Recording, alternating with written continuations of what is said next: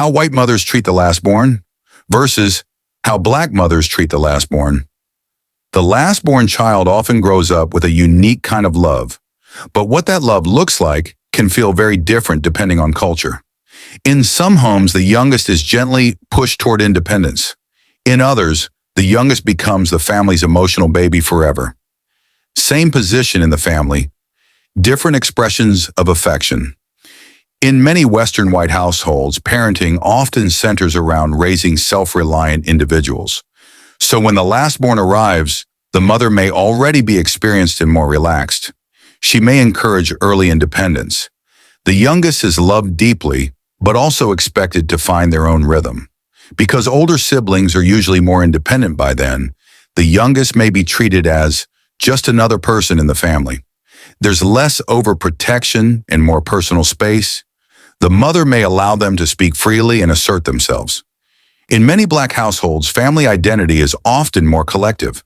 The lastborn can become everybody's baby, not just the mother's child, but the sibling's child too.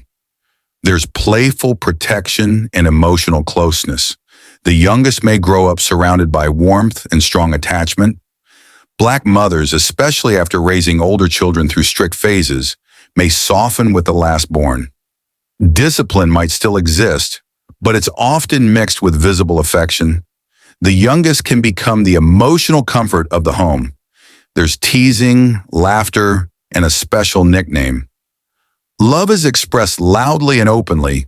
In some white families, the youngest may be encouraged to move out early and explore life independently.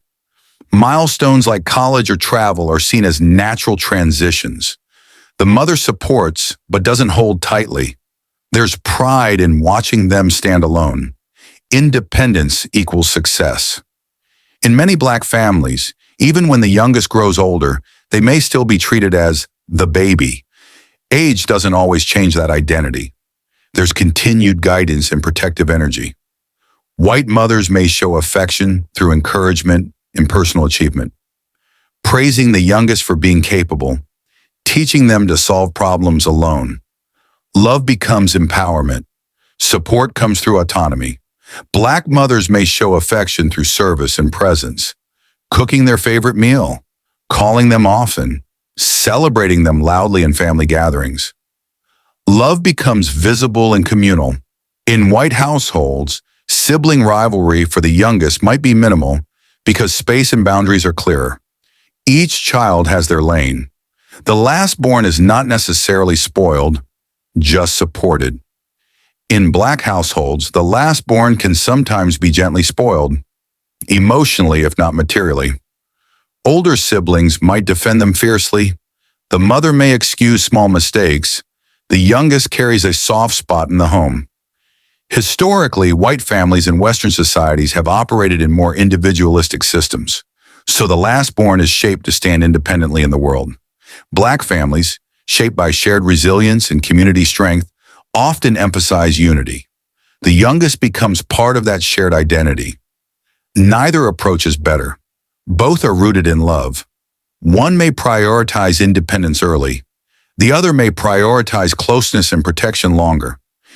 At the end of the day, the lastborn in both homes is deeply loved, just expressed differently.